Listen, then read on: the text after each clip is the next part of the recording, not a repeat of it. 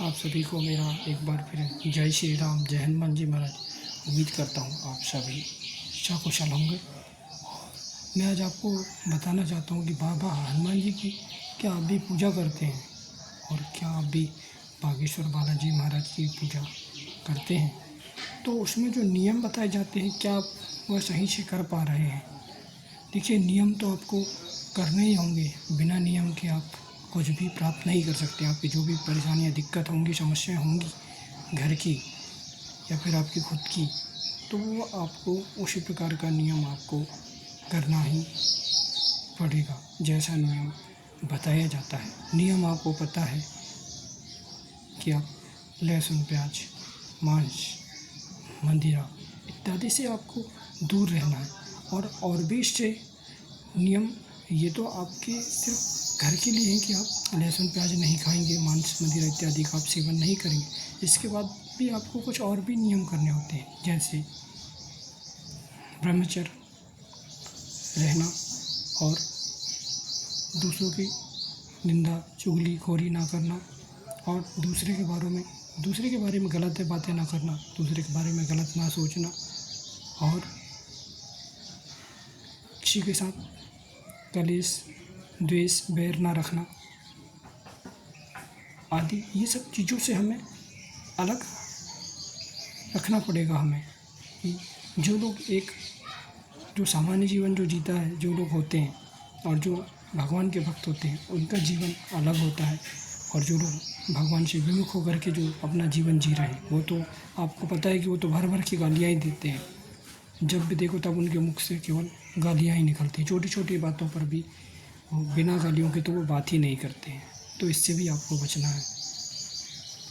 आप ये नहीं कि आप हनुमान जी के भक्त तो बन गए हैं, लेकिन आपके मुंह में कर्रा गुटखा और पता नहीं क्या क्या खाते रहते हैं लोग और कहीं भी थूकते रहते हैं। कुछ भी, कभी सिगरेट पी रहे हैं, कभी कुछ कर रहे हैं, मन माना कहीं भी कुछ भी खा पी रहे हैं और हनुमान जी का तिलक लगा लेते हैं और इधर उधर बस घूमना घामना, अपना मौज मस्ती करते रहते हैं। तो आदि ये सब चीज़ों से आपको बचना है। कैसे सात्विक अपने आप को बनाना है। हनुमान जी महाराज सात्विक देव हैं। जैसे वे सात्विक हैं, ठीक उसी प्रकार से हमें भी अपने आप को सात्विक बनाने की कोशिश हमें करना है। अब ये देखिए कि आपसे एक बार में तो ये सब कुछ छूट नहीं सकता है। आप धीरे धीरे प्रयास करिए तो धीरे धीरे आपसे हर एक चीज़ छूट जाएगा। जो भी आपकी गंदी आदतें होंगी, इसी प्रकार की आपकी नशा या फिर जो भी आपके मन में बार बार वो चीज़ें आती होंगी, किसी प्रकार की कोई भी गलत चीज़ें, तो वो सब धीरे धीरे समाप्त हो जाएंगी। हनुमान जी से अपने आप को जोड़ के रखिए और अपना भक्ति भाव बढ़ाइए। पूजा पाठ में थोड़ा विशेष ध्यान रखिए। माला यदि आप करते हैं तो वो माला करिए। माला आपके पास नहीं है तो आप आँख बंद करके भी आप नाम ले सकते हैं। जितना देर हो सके, माला काउंट करने की आवश्यकता नहीं है।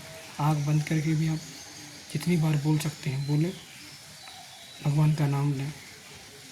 आधा घंटा, 1 घंटा, जितनी देर आप बैठ सकते हैं।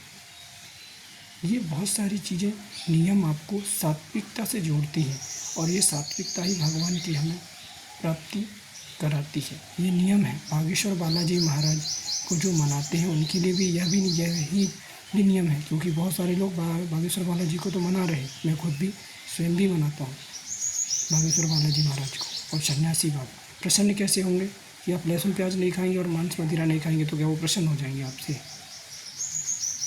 अपने आप को भी तो आपको सात्विक बनाना है, परिपूर्ण बनाइए। जैसे बाबा हनुमान जी महाराज सात्विक हैं, ठीक उसी प्रकार से अपने आप को बनाने की कोशिश करिए, ढालिए अपने आप को, तो निश्चित ही आप पर भी कृपा होगी।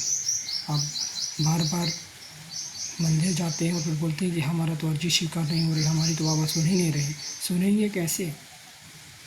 आप सिर्फ नियम का ही पालन कर रहे हैं।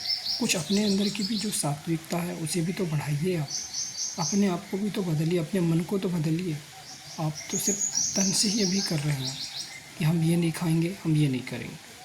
और मन तो आपका मलिन ही है। तो उस मलिनता को निकालिए, जो आपके अंदर विकार हैं।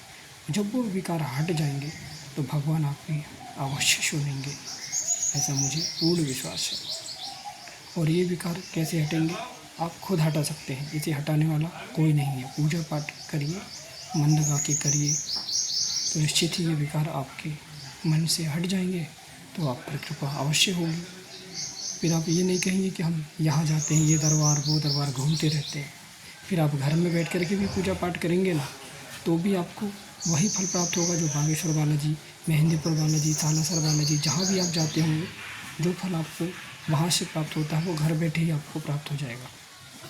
जो पूजा आप वहाँ जाके करते हैं वही पूजा आप घर में बैठ कर के करिए, वही फल आपको प्राप्त घर से ही हो जाएगा। बस अपने तन मन धन से आप लगिए, अपने तन को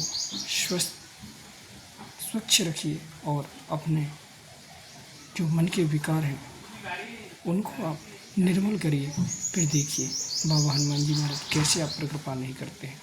मेरा बताने का मकसद यही था कि जो बागेश्वर बालाजी महाराज से जुड़े हैं उनके लिए यह खास वीडियो है कि अपने आप को कैसे बदलें, फिर बाबा हनुमान जी की कृपा कैसी नहीं होती है।